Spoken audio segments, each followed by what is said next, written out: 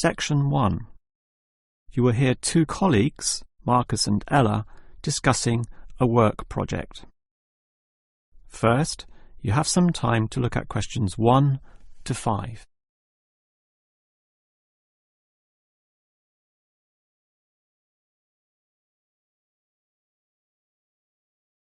You will see that there is an example that has been done for you. On this occasion only, the conversation relating to this will be played first. Okay, Ella, as you know, the deadline for this project is the end of the month, so we'd better plan it well. Yes, I've already been thinking along those lines, and I've decided we should divide this project into 3 phases. The pre-phase, then phase 1, and then phase 2, with strict deadlines involved for each one. The woman uses the term pre-phase, so pre-phase has been written in space. Now we shall begin. You should answer the questions as you listen, because you will not hear the recording a second time. Now listen carefully and answer questions 1 to 5. Okay, Ella, as you know, the deadline for this project is the end of the month, so we'd better plan it well. Yes, I've already been thinking along those lines, and I've decided we should divide this project into 3 phases. The pre-phase, then phase 1, and then phase 2, with strict deadlines involved for each one. Given that we have to finish this quickly, that sounds good. Tell me more. The pre-phase is the simplest. We just need to allocate a space or a place to do our planning, and this space will need to be quite big.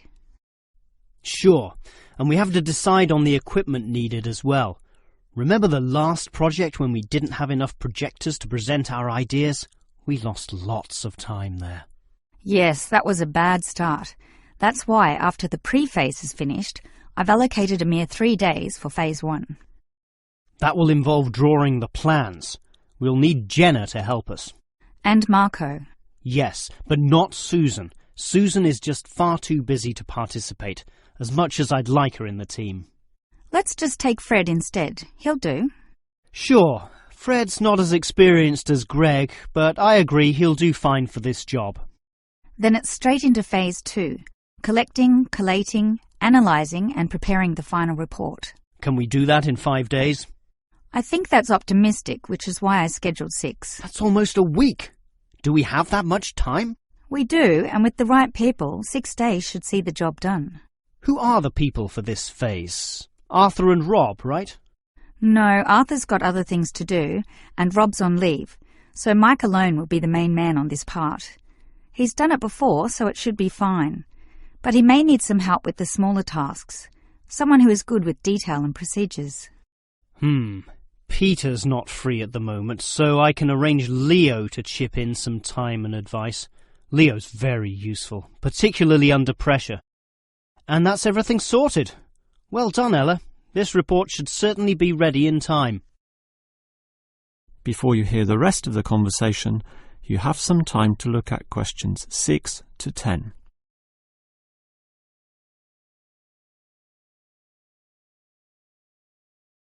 Now listen and answer questions 6 to 10. Okay, Ella, you've done a good job with the basic time frame of this project, but what about specifics? What sort of specifics? Well, things like information gathering. Are we going to use questionnaires like we did last time? I was thinking of using the internet to ask people to give their views, but you often get such silly responses when you do that. I'm of the view that the best way to find out things is to ask people directly, so that's what we'll do.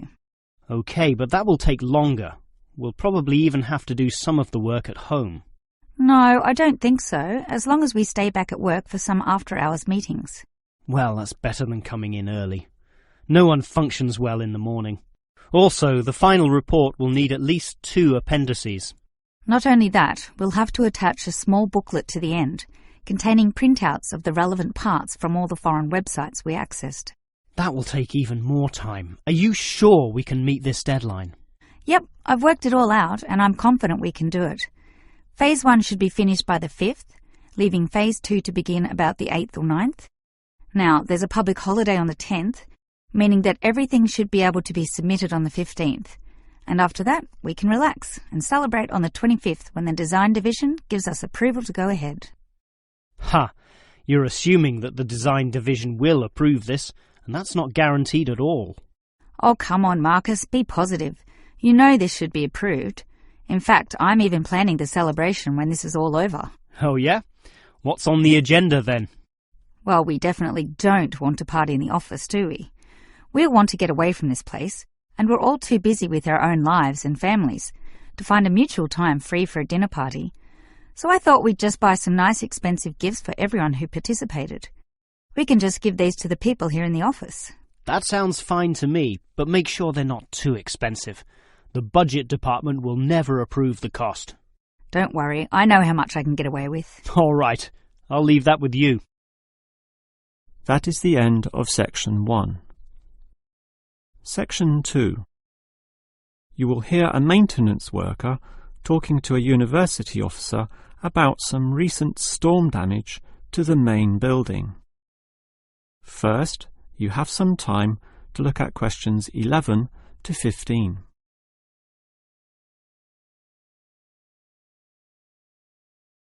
Now listen carefully and answer questions 11 to 15. Hello there.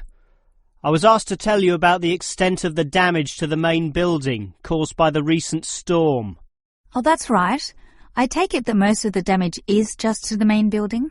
It is indeed, since the building is so old. However, luckily, the damage is minor, and all of it can be fixed in one day, given that we have 5 people in our team. What will you be doing first? I understand you start at 8 in the morning. That's right, and we were going to remove the fallen tree, but we've been told there are exams that morning, and I'm sure the sound of those saws and other heavy equipment will disturb all the students. So instead we'll fix that leaky roof. That's a 4-hour job, since it involves substantial repair, not like fixing broken windows, which can be done quite quickly. So you'll fix the broken window after that, from midday? We could do that, but since we'll be working in the ceiling, it's more logical to get rid of those birds' nests there. It's a small job, but will require crawling inside the ceiling cavity, which is not an easy exercise, so that will take about an hour. But this is good, since by that time the exams should be over, and we can address that tree which has been blown over, after our 1-hour lunch break, of course. It will be quite noisy dealing with that, but it will be finished by 3 o'clock. Some of our staff will then leave to fix things on another site. An office nearby needs a new window. But 2 of us, including myself, will remain here to paint over that discoloured patch of wall in your office. Oh, good. It looks so horrible at the moment. Well, we'll certainly make it look good once again. And in the last hour of our working day, we'll fix up that problem with the wiring. Apparently the power doesn't go to one of the classrooms. Probably some water has gotten into the fuse box, so we'll just change a few wires and clean up the moisture, and it should be fine. Before you hear the rest of the talk, you have some time to look at questions 16 to 20.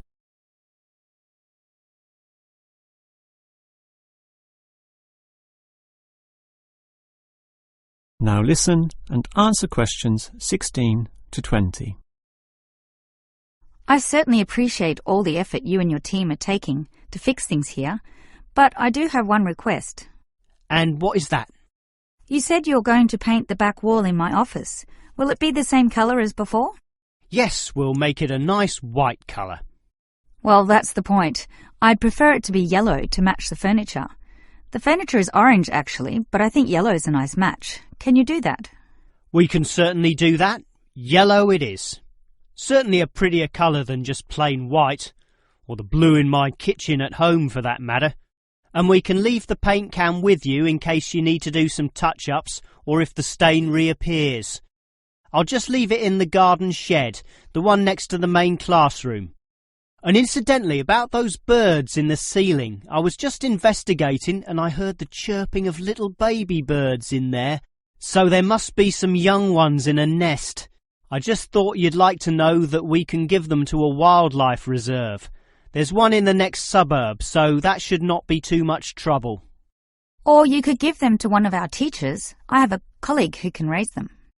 I would say the wildlife reserve is a better option, since the people there are used to dealing with animals. And as for that fallen tree, we'll cut it up into small pieces, and that can be firewood in my house, so that won't be wasted either, although the smoke will cause some pollution. But I have a special licence for my fireplace, so no one can object to that. I've noticed also that the university has a garden bin for the smaller items, leaves and sticks and bark and so on, so we can dispose of material in that also. You do have some waste piles out the back, but a proper garden bin means that the material will be recycled, and that's better for the environment, so you can rest assured we will use that. That is the end of Section 2. Section 3. You will hear 3 students, Steve, David and Susan, discussing the different courses they attend. First, you have some time to look at questions 21 to 26.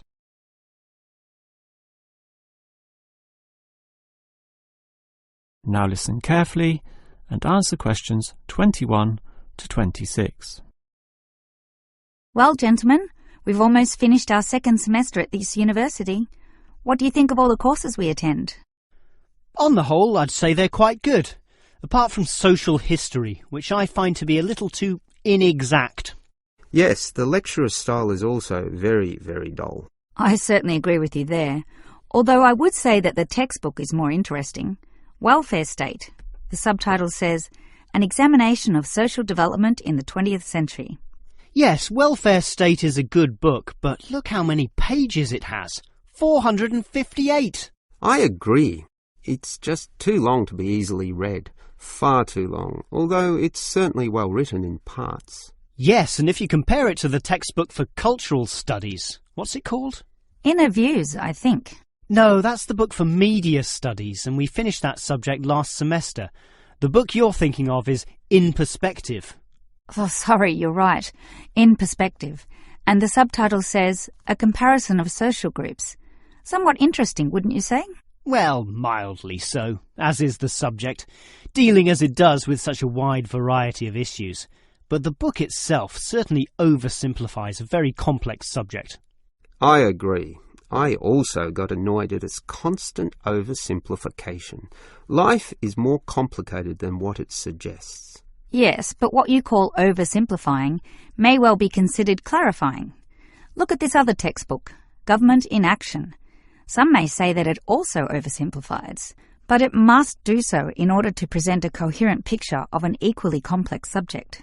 Government in Action? Which subject? It's the textbook for political theory. Oh, I hate politics. That's why I don't like the active leadership subject either. And most of the stuff in that political theory textbook is based on the American system.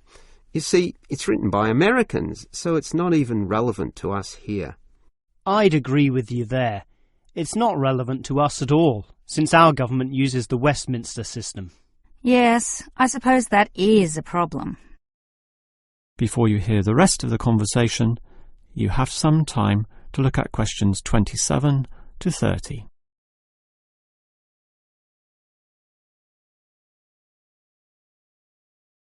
Now listen and answer questions 27 to 30.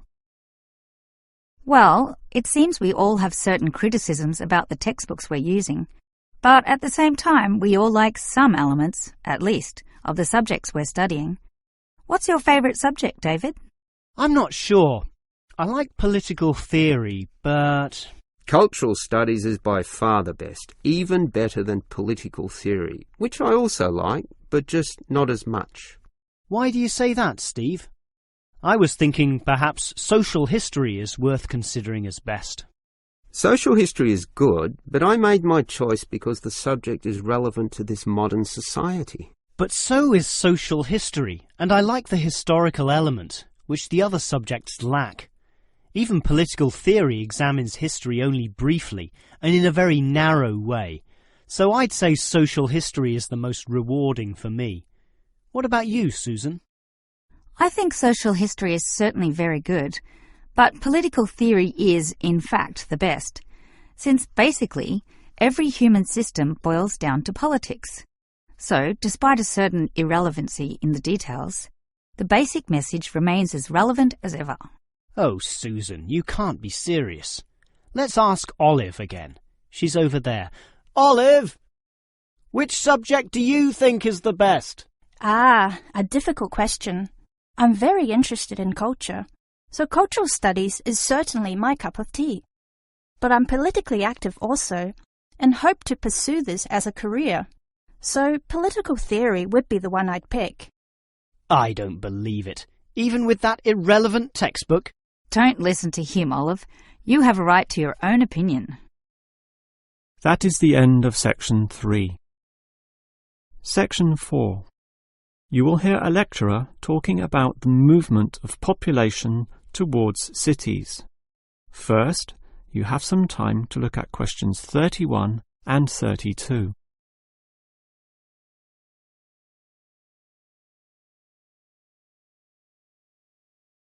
Now listen carefully and answer questions 31 and 32. If you consider the farms of old, the type your father or grandfather grew up on, they were small and labour-intensive, requiring lots of workers. In addition, they often had a diversity of products, be that animal or vegetable, say cows and sheep, or oranges and lemons, with some peaches and a few chickens on the side for the production of eggs. The many workers involved raised their families who needed products and support services, such as medical clinics and schools, so the small country towns had mercantile activity, storefronts and community participation with all ages present and a distinct town culture. And how it has changed. Travel to any small country town in virtually any developed country, and you will often see that these places are now somewhat forlorn and deserted, lacking life and vigour.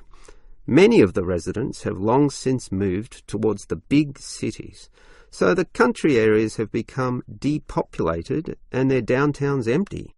This phenomenon is so predictable and widespread that it even has a name, rural flight or rural exodus, and it has produced some fairly predictable problems. Before you hear the next part of the lecture, you have some time to look at questions 33 to 35.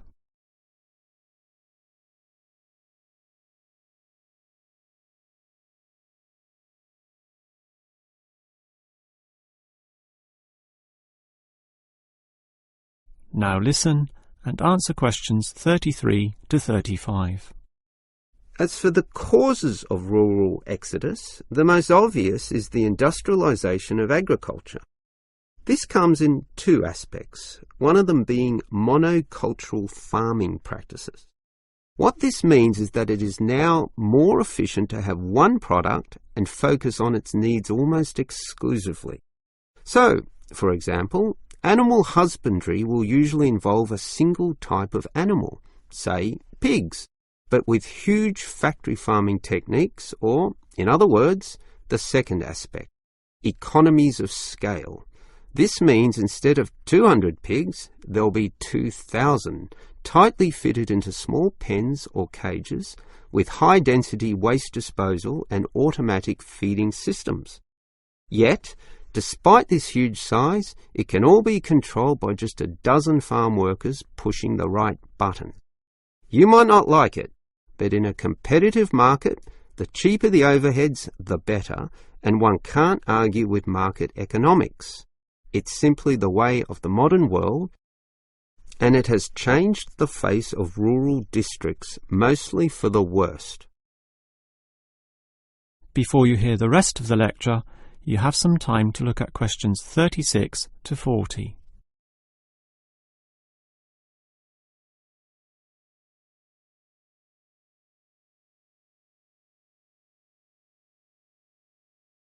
Now listen and answer questions 36 to 40. We can talk at length about the problem of rural exodus, but what about solutions? Well, there is certainly some cause for hope, since many are now feeling the negatives of increasing urbanisation, negatives which the countryside generally does not have. Thus, tourism, for example, is certainly one avenue of revenue and revitalisation. The most important consideration here is that the local residents themselves participate in developing such initiatives and deciding what happens, since outsiders, be they state government or city-based planners, do not fully understand the local settings, the possibilities which may be on offer, or the town culture, since even small rural areas can be highly distinctive from neighbouring ones. For example, the Daylesford area has developed a tourist industry based on the natural springs there, putting forward the angle that this water is relaxing and revitalising for the health. There has been the development of spas, saunas and small-scale accommodation within its picturesque hillsides. And another solution is to utilise the predominant local product. This takes advantage of the fact that many city people are developing a dislike for factory-produced and packaged foodstuffs.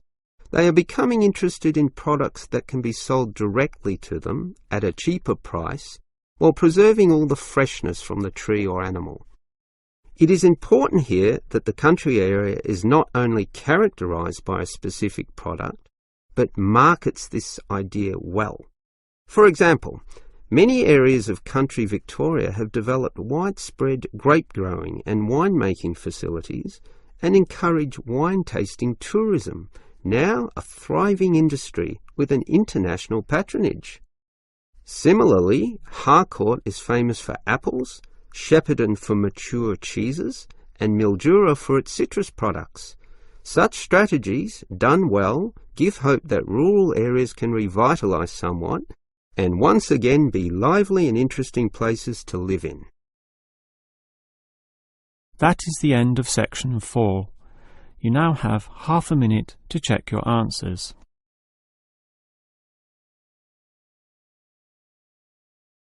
That is the end of the listening test.